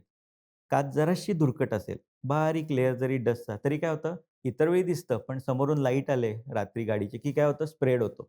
मग यू आर इरिटेटेड, की नाही हे मला आवडलं नाही, मग पुसून घ्या का. आता लेन्स पुसता येत नाही. त्यामुळे तो आपल्याला मग मोतींचं ऑपरेशन करून काढावा लागतो. नेक्स्ट स्टेजमध्ये काय होतं, की आता दिवसाही अंधुक दिसायला लागतं. नंबर जास्त वाढू शकतो आणि डे टू डे ॲक्टिव्हिटीजमध्ये तुम्हाला ब्लरिंग वाटायला लागतं. मी मगाशी सांगितलं असं ब्रेन ना आपला तरीसुद्धा इमेज क्लिअर करायच्या मागे असतो. हं. मग त्यामुळे काय होतं ह्या स्टेजमध्ये तसं पाहिलं तर दिसतं, पण मग ताण पडतो. म्हणजे क्लॅरिटी कमी वाटायला लागते. शार्पनेस जो असतो तो कमी होतो आणि ब्रेन तरी ट्राय करतो ना क्लिअर दिसायचा. मग त्यामुळे मग हेडेक होणं, थकवा येणं डोळ्याला हे चालू होतं. सो अशा वेळी जनरली आम्ही सल्ला देतो, की तुम्ही मोतीबिंदू काढून टाका. कारण आता आतली लेन्स तुमची ब्लर झाली आहे. Better we put a fresh lens which is clear. तर क्लिअर झाल्यावर काय होतं दृष्टी इम्प्रूव्ह होते. तुमची दृष्टी सुधारली, की बाकी सगळे त्रास हळू कमी होऊन जातात. ओके. हं. सो मोतीबिंदू ही जनरली इमर्जन्सी फार रेअरली होते. मोतीबिंदूची इमर्जन्सी केव्हा होतो पिकला तर. आजकाल म्हणजे तरीसुद्धा अजून पेशंट आमच्याकडे पिकल्यावर येतात, पण पिकेपर्यंत थांबू नये. कारण पिकण्यामध्ये एक प्रॉब्लेम काय असतो, जर काचबिंदूकडे गेला तो काचबिंदू म्हणजे आता मराठीत मोतीबिंदू, काचबिंदू सारखे शब्द आहेत म्हणून आपल्याला वाटतं सिमिलर, पण काचबिंदू म्हणजे डोळ्याचं प्रेशर वाढणं. तर त्या स्टेजला येऊ द्यायचं नाही. कारण काचबिंदू झाला की काय होतं, रिव्हर्स होत नाही त्याचा प्रॉब्लेम. मोतीबिंदू कसा आहे रिव्हर्स करता येतो ना आपल्याला. त्यामुळे योग्य स्थितीमध्ये काढून टाकलेला मोतीबिंदू कधीही चांगला. हे झाले सगळे आजार. आता मी बेसिक डुएबल गोष्टींकडे येतो शेवटच्या टप्प्यात. प्रत्येकाला कधी ना कधी कळतं, की आपण स्क्रीन वापरतोय आणि आपल्याला काहीतरी डोळ्याचा त्रास होणार आहे. येस. सबकॉन्शियसली. कळतं पण वळत नाही असं 99% वेळेला होतं असं मला वाटतं. ते चुकीचं असू शकेल. तर पहिला मुद्दा असा असतो, की ड्राय झालं, की आपण एक ड्रॉप्स घेतो कुठलेतरी. आयदर आपला चष्मावाला सांगतो किंवा कोणीतरी सांगतो आणि दिवसातनं काही वेळेला टाकतो. तर असे कुठले ड्रॉप्स वापरावेत का, की ज्यानं माझे बेसिक डोळे चांगले राहतील? तर त्याला लुब्रिकेटिंग ड्रॉप्स असं म्हणतात आणि लकीली गेल्या काही वर्षांमध्ये प्रिझर्व्हेटिव्ह फ्री ड्रॉप्स आलेले आहेत. म्हणजे पूर्वी काय असायचे ड्रॉप्स असायचे, पण त्याला तुम्हाला माहिती आहे, की कुठलाही मेडिसिन जर टिकायचं असेल, तर त्यात थोडं प्रिझर्व्हेटिव्ह असतं. तर रिलेटिव्हली आता काही वर्षांमध्ये नवीन जे काही केमिकल चेंजेस केलेत त्यांनी, त्याच्यामुळे प्रिझर्व्हेटिव्ह फ्री ड्रॉप्स आलेत आणि दे आर कॉम्प्लिकेशन फ्री. म्हणजे तुम्ही जरी ते वापरलेत, तरी डोळ्याला काही प्रॉब्लेम येणार नाही कंटिन्यूअस. सो असे लुब्रिकेटिंग ड्रॉप्स तुम्ही वापरू शकता. पण हे स्वतःच्या स्वतः निवडावेत का डॉक्टरांच्या सल्ल्याशिवाय वापरू नये? जर तुम्हाला ड्रायनेसचा त्रास होत असेल, तर डेफिनेटली आय वुड प्रिफर की तुम्ही डॉक्टरांना दाखवा. हं. कारण आपण विचार करतोय तो एकाच टाइपच्या ड्रायनेसविषयी, जो स्क्रीनमुळे होतोय. ओके. पण याच्यामध्ये अजून पण प्रकार आहेत. जसे अच्छा. याच्यामध्ये काही ड्रायनेसचे आजार होतात, ते शरीरातल्या वाताच्या त्रासामुळे होतात. ओके. बरं. त्याला आम्ही ॲक्वियस डेफिशियन्सी ड्राय म्हणतो. म्हणजे मगाशी आपण काय म्हटलं, की ऑइल कमी झालं, पण पाणीसुद्धा कमी होतं काही वेळा. मग आपण जर पाणी कमी झालंय काही कारणानं आणि नुसते ड्रॉप घालत राहिलो, तर तो त्रास वाढू शकतो. So it is better to see. Hmm. Second टाइपचा जो ड्रायनेसचा प्रॉब्लेम असतो, तो आयलिड्स रिलेटेड असू शकतो. म्हणजे आयलिड्सलाच खूप इन्फ्लेमेशन आहे, सूज आहे. तर ती आपल्याला आधी कमी केली तर बेटर असते. कारण हे lubricating drops, these are not curative drops. अच्छा. These are soothing drops. Okay. Hmm. म्हणजे काय? तुम्हाला पित्त होतंय, बरोबर. तुम्ही पित्ताची गोळी घ्या, बरोबर. हे काय झालं? सूदन म्हणजे तुम्ही त्यावेळेचं पित्त ठीक केलं. ओके. पित्त का होतंय? ह्याचा जर आपण विचार केला, तर आपण काय करू शकतो? पित्त ज्याच्यामुळे होतंय, ते आपण ठीक करू शकतो. बरोबर. हं. म्हणजे तुमची जर ॲक्वेस डेफिशियन्सी म्हणजे पाण्याची डेफिशियन्सी असेल, तर शरीरात कुठे वात आहे का? शोधा. त्याला ट्रीटमेंट करा. म्हणजे ते वाढणार नाही प्रॉब्लेम. ओके. लिड्सचा काही प्रॉब्लेम, आयलिड्सचा काही प्रॉब्लेम असेल, तर तो तुम्ही ठीक करा. म्हणजे तुमचा ड्रायनेस कमी होईल. म्हणजे हं. मूळ तुम्हाला जर शोधून काढायचं असेल आणि ट्रीट करायचं असेल, तर डॉक्टरांचा सल्ला घेणं गरजेचं आहे. दुसरं हे सूदनिंग ड्रॉप्स आहेत. सो आपण दरवेळी ते घालूच असं नाही. म्हणजे ज्यावेळी वाटतं आपल्याला त्रास त्याच वेळी घालू. पण इतर वेळी डोळ्याला ड्रायनेस राहू शकतो. ओके. तर आपला ट्रीटमेंटचा उद्देश हा असतो, की ड्रॉप्सवरची आपली डिपेंडन्सी कमी व्हावी. ओके. हं. सो त्याच्यामध्ये काही थेरपीज पण आल्यात. जसं एक आय-पी-एल थेरपी आहे. म्हणजे बरं. काय करतो आपण इंटेन्स पल्स लाईट म्हणतात त्याला. त्यांना आपण इथल्या नर्व्हज स्टिम्युलेट करतो आणि जे ऑइल ग्लँड्स आहेत त्यांना स्टिम्युलेट करतो आणि आतलं जे इन्फ्लेमेशन आहे ते रिड्यूस करतो. हं. आणि त्याच्यामुळे जो ऑइल लेयर आहे तो इम्प्रूव्ह व्हायला लागतो आणि त्यामुळे या ड्रॉप्स घालण्याची फ्रिक्वेन्सी किंवा रिक्वायरमेंट पण कमी होते. दॅट इज हं. अल्सो इम्पोर्टंट ना. कारण तुम्हाला समजा ड्रॉप्स 4 वेळा घालायची गरज आहे. तुम्ही घालत नाही ना. तुम्ही एकदा हां, आता मला फारच त्रास होतोय बाबा घालू, असं होतं. तो पण आपण जर ट्रीटमेंट त्याची केली, तर कदाचित ही रिक्वायरमेंट आपली आपण कमी करू हं. शकतो. Plus lifestyle changes which are very important. त्यामुळे लाईफस्टाईल चेंज करणं हेही महत्त्वाचं आहे. जितकं जमेल तेवढा स्क्रीन यूज कमी करणं. झोप. आपण एक महत्त्वाची विषय विषय विसरलो तो म्हणजे झोप. झोप खूप लोकांची आजकाल व्यवस्थित नसते. मी ज्या पेशंटना ज्यांना ड्रायनेसचा प्रॉब्लेम असतो ना, त्यांना विचारतो, की "झोप कशी आहे तुमची?" 90% लोक म्हणतात, "नाही, आजकाल मला झोप जरा कमीच लागते." हं. 90% इर्रिस्पेक्टिव्ह ऑफ एज. ओके. बरं. आता झोप चांगली नसल्यावर काय होतं, सगळं सायकल बिघडली ना आपली. डोळ्यांना जी विश्रांती मिळायला पाहिजे 7-8 तास, ती नाही मिळाली तुम्हाला. तर त्याच्यामुळे सुद्धा ड्रायनेस. सो मूळ कॉज आपल्याला शोधायचं असेल, तर त्याच्यासाठी डॉक्टरांचा सल्ला घेणं गरजेचं आहे. असं काही आहे का, की बाहेर पडताना घालावेत, घालू नयेत, झोपताना घालावेत, घालू नयेत? मी समजा प्रिकॉशन म्हणून आय ड्रॉप्स घालतोय. तर कधी घालावेत, कधी घालू नयेत? तुम्ही मॉर्निंग आणि ॲट नाईट दोनदा घातले, तरीसुद्धा इट इज इफेक्टिव्ह. हं. जर तुमचं ड्रायव्हिंग खूप असेल, टू व्हीलर तुम्ही चालवता, प्रदूषण, पोल्युशन आहे, वारा खूप लागतो किंवा अशा वेळी इन बिटवीन द डे सुद्धा जर तुम्ही वापरले, तर it will restore your I health त्या दरम्यान. तो 2 किंवा 3 वेळा दिवसातून वापरायला काही हरकत नाही. आणि याच्यात ना खूप आयुर्वेदिक प्रकार निघालेत. घृतं म्हणजे तुपाचं बद्दल काय-काय मी वाचलं किंवा असे वेगवेगळे. तर कितपत ते वापरावेत का ॲलोपॅथिक वापरावेत? तुम्ही काय सांगाल? तो basically now it is all modern medicine. So आपल्याला आपण जे काही ड्रॉप्स आम्ही वापरतो, they are based on some studies. म्हणजे दरवेळी काय होतं, कुठलाही ड्रॉप किंवा केमिकल असतात बेसिकली. ते ज्यावेळी येतात त्याच्यावर रिसर्च होतो. ॲनिमल लॅब्समध्ये स्टडी होतो. त्याचे काही साइड इफेक्ट्स नाहीत ना, हे स्टडी होतात. ज्यावेळी ते मार्केटमध्ये येतात, त्यावेळी पोस्ट मार्केटिंग पुन्हा स्टडी होतात, की कुणी जर साइड इफेक्ट रिपोर्ट केलेत का? आणि या सगळ्या याच्यावर बेस ते ड्रॉप्स आलेले असतात. ओके.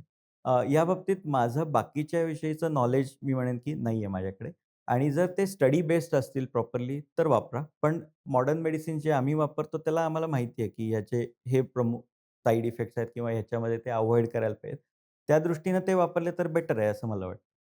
दुसरा एक प्रकार होतो, की अरे, मला आता मी खूप वेळ स्क्रीन बघितलं म्हणून मग डोळ्यावर पाणी मारणे, त्यांना फ्रेश वाटणे.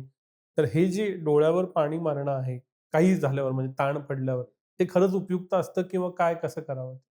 व्हेरी गुड हे कारण ह्याच्यामध्ये गंमत आहे. डोळ्यावर पाणी मारणं हे 2 प्रकारे करतात लोक. एक म्हणजे डोळे उघडे ठेवतात आणि डोळ्यावर पाणी मारतात आणि दुसरं डोळे मिटून वरनं पाणी लावतात. हे दोन्ही डिफरंट आहे बरं का. कारण आपण ज्यावेळी डोळे उघडे ठेवून पाणी मारतो, त्यावेळी आपण काय करतोय, जे नॅचरल डोळ्यावरचा टिअर फिल्मचा लेयर आहे, तो वॉश करतोय. हं. करेक्ट? आणि मी सांगितलं तसं आपल्याला दृष्टीनं डोळ्यातलं पाणी हे नळातलं पाणी फरक आहे. डोळ्यातलं पाणी हे बायोलॉजिकल आहे म्हणजे त्याचे लेयर्स आहेत. ज्यावेळी आपण त्याच्यावर डोळ्यात पाणी मारतो, त्यावेळी ते वॉश होऊन जातं, बरोबर? म्हणजे आता तुम्हाला डोळ्याला ते पुन्हा लेयर्स ते तयार करावे लागणार, बरोबर? हं. त्यावेळी बरं वाटतं. कारण काय थंड असतं ना पाणी, हां. राइट? त्यामुळे बरं वाटतं. पण आता डोळे लाल पण होतात. जर तुम्ही खूप पाणी मारलं डोळ्यात डायरेक्ट, तर हं, लाल होतं. कारण वरचा लेयर तुमचा निघून गेला. आता डोळा परत तो बनवायचा ट्राय केला. हं. तर ते शक्यतो अव्हॉइड करा. 2 गोष्टीसाठी. एक तर आपण नॅचरल लेयर अफेक्ट करतोय त्याच्यामुळे. दुसरं आपल्याला माहीत नाही पाण्याची काय क्वालिटी आहे. त्याच्यामध्ये जर जंतू असतील तर ते तुम्हाला इन्फेक्शन होणार. ओके. त्यापेक्षा डोळ्यावरनं जर तुम्ही पाणी लावलं, पाण्याची पट्टी लावा, थंड पाण्याची पट्टी लावा, कोल्ड कंप्रेसेस लावा. काही वेळा हॉट फॉर्मेंटेशन सुद्धा आम्ही सांगतो ड्रायनेससाठी. त्याच्यामुळे पापण्यांचे जे म्हटलं म्युबोइन ग्लँड्स हळू-हळू ॲक्टिव्हेट होतात. हे वरनं लावायला काही हरकत नाही. लोक एलोव्हेराचे हो, तेच. वापरतात, काकडी ठेवतात. हे हो. सगळे सूदनिंग आहेत. म्हणजे काय करतात तिथलं टेम्परेचर कमी जास्त करणं डोळ्याचं. त्याच्यामुळे आपल्याला आराम मिळतो. पण हे करावं का नाही एलोवेरा, काही काकडी हरकत कारण नाही. त्याची खूप क्रेज काही असते. हरकत नाही. त्याचं काही नुकसान काही नाही आपल्याला डोळ्याला. हं, एक्सेस कुठली गोष्ट अव्हॉइड करा. म्हणजे खूप जास्त थंड, खूप जास्त गरम असं काही लावू नका, कारण त्याचा काही फायदा नाही. हं. पण जे तुम्हाला सूदनिंग वाटतं, अशा गोष्टी वरनं ठेवायला काही हरकत नाही. त्याच्यामुळे काही नुकसान नाही होणार.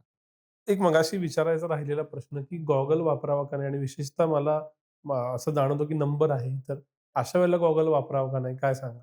100% मी तर 100% बाहेर गेलो उन्हात, की गॉगल वापरतो. ओके. अ, सगळ्यात महत्त्वाचा भारतात खास करून आपल्याकडे ऊन खूप आहे, which is a good thing कारण हेल्थसाठी सनलाईट.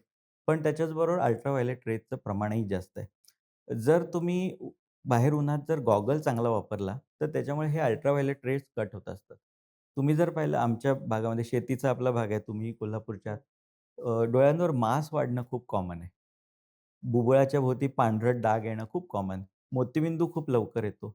अ, कोरडेपणा लवकर येतो. याचं सगळ्याचं कारण सनलाईट कारण काही काही लोक काय असतात 5-6 तास उन्हामध्ये काम करतात, कदाचित जास्त सुद्धा. अशा वेळी जर तो सूर्यप्रकाश सतत डोळ्यावर परिणाम झाला, तर त्याच्यामुळे एजिंग फास्ट व्हायला लागतं आपल्या डोळ्याचं. तो अशा वेळी जर तुम्ही गॉगल वापरला ना, तर तो इफेक्ट सगळा आपण थांबवू शकतो. हं. नंबरच्या बाबतीत पाहिलं तर नंबरचा गॉगल मिळतो आजकाल, व्हिच इज व्हेरी गुड कारण तुम्ही तोच गॉगल वापरून बाहेर काम करू शकता.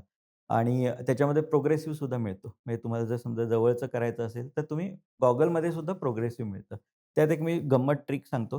प्रोग्रेसिव्ह आणि तुम्हाला जर रीडिंग पण करायचं आहे, बरोबर? मग तुम्हाला गॉगलची गरज नाही ना रीडिंग जर बाहेर करायचं. हो. तर मी त्याच्यात ग्रेडेशन सांगतो, म्हणजे अच्छा. चष्म्याला करायला. म्हणजे वरच्या बाजूला तो डार्क असतो आणि खाली तो लाईट कलर होतो. ओके? असं करता येतं. करता येतं आपल्याला. हो ना? त्यामुळे दूर ज्यावेळी बघतो त्यावेळी आपल्याला गॉगल मिळतो. ज्यावेळी आपण रीडिंग करतोय, त्यावेळी तो लाईट होतो कलर आणि त्यामुळे हं. तुम्हाला जवळचं क्लिअर दिसतं. So you can customize this and use hmm. It. पण मला वाटतं, की गॉगल वापरणं फार गरजेचं आहे. तुम्ही जर कुठल्याही वेस्टर्न कंट्रीजमध्ये गेलात ना, तर तिथले शेतकरी सुद्धा विदाऊट गॉगल काम नाही करत. तुम्ही पाहिलं असेल, की ते वापरतात. कारण या प्रोटेक्शनमुळे लाँग टर्म डोळ्यावरचे जे इफेक्ट्स आहेत, ते खूप कमी होऊन जातात.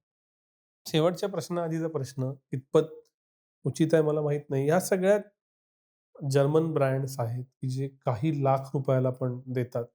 काच असेल त्यांची, ओके. लेन्स असेल, हां. गॉगल असेल आणि अगदी लोकलही म्हणजे ₹500 चष्मा मिळतो, ₹1000 1+1 येस. आणि 25,000 लाही मिळतो चष्मा. करेक्ट. ते किती मॅटर करतं?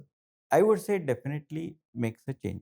ओके. म्हणजे तुम्ही जर सायंटिफिकली बघायला गेलात आणि तुम्ही जर काच एक दुसऱ्याशी कंपेअर केली, तर there is definitely a difference. Okay. हं. कारण त्याचं कोटिंग वेगळं आहे, त्याचं मटेरियल, त्याची ट्रान्सपरन्सी ही वेगळी असते. ओके.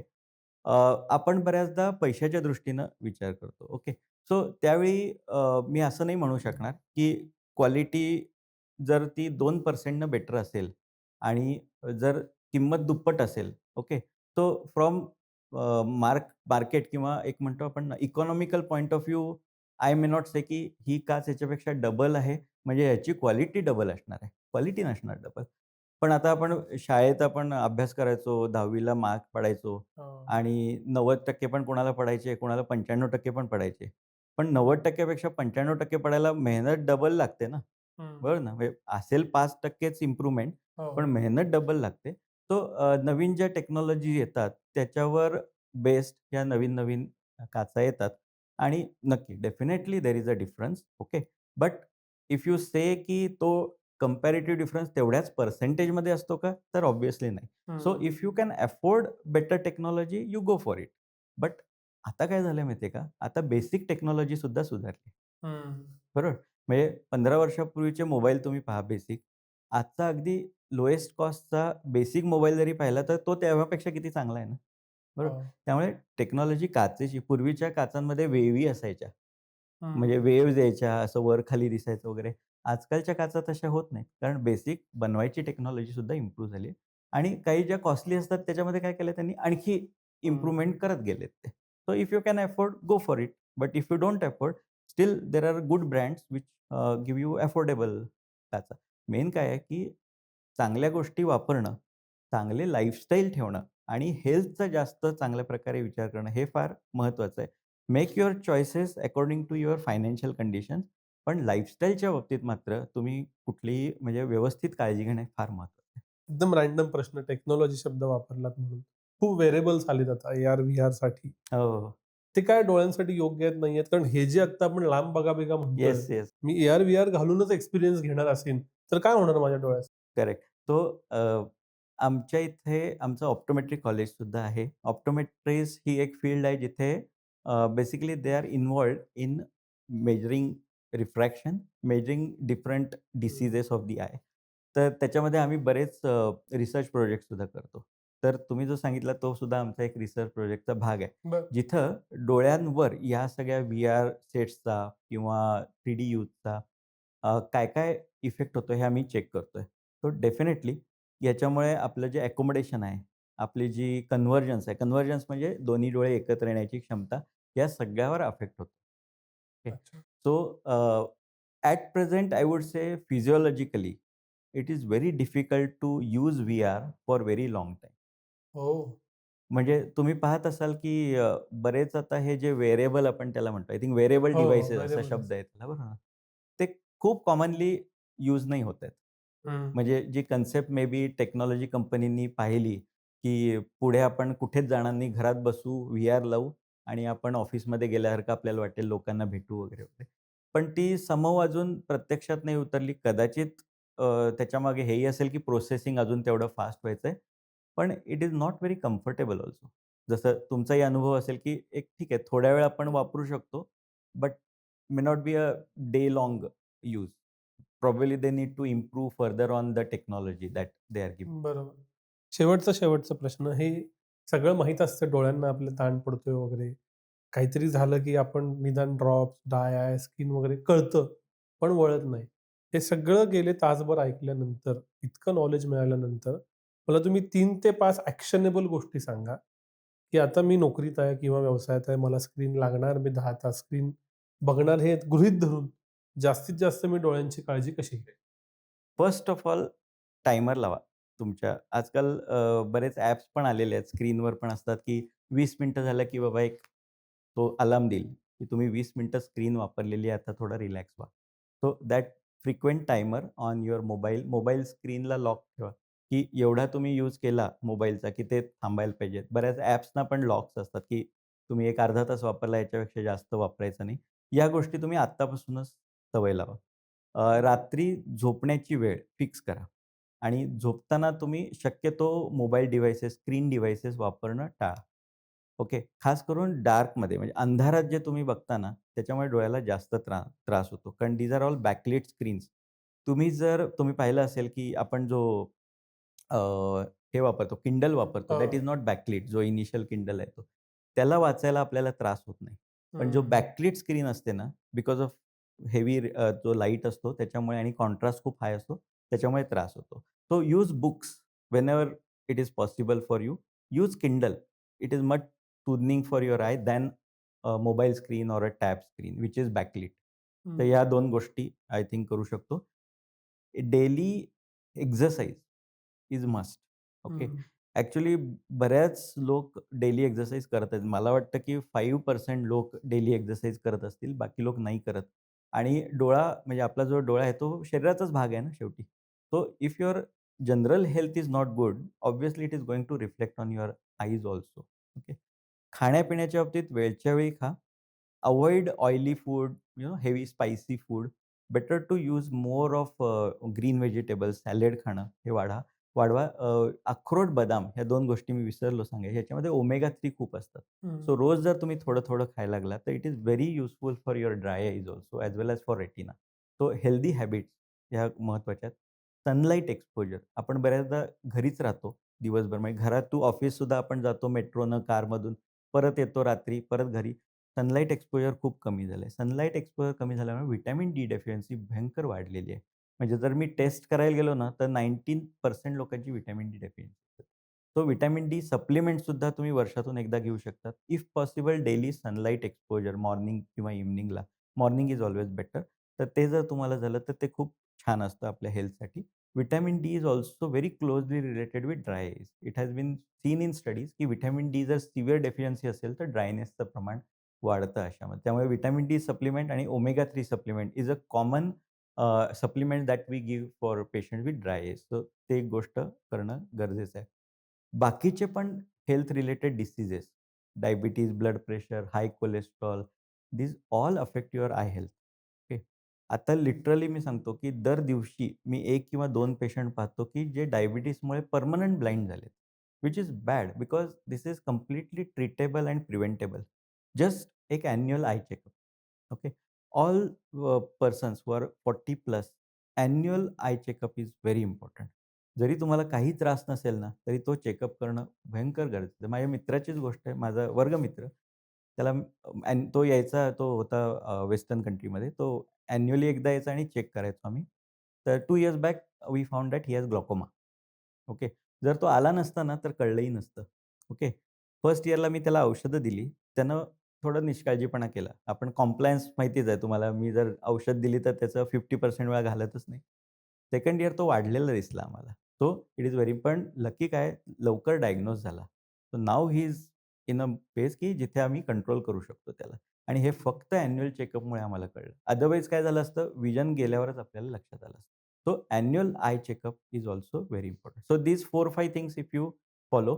कारण आता लक्षात घ्या, पूर्वीच्या काळी आयुर्मर्यादा ही 50-60 असायची. आता ती 70 प्लस, 75 प्लस, आणि मिडल क्लास आणि अपर मिडल क्लास यांची तर आता 80-90 तर आता तुम्ही धरूनच चाला की सो आता 30 इयर्स आणखी आपल्याला डोळे चालवायचे आहेत एव्हरेजपेक्षा. सो आपल्याला खूप काळजी घेतली पाहिजे. सर खूप-खूप आभार. इतकी समग्र 360 डिग्री माहिती आम्हाला डोळ्यांबद्दल मिळाली.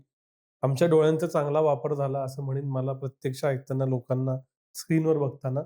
तुम्ही वेळ दिलात त्याबद्दल पुन्हा एकदा आभार. धन्यवाद. धन्यवाद.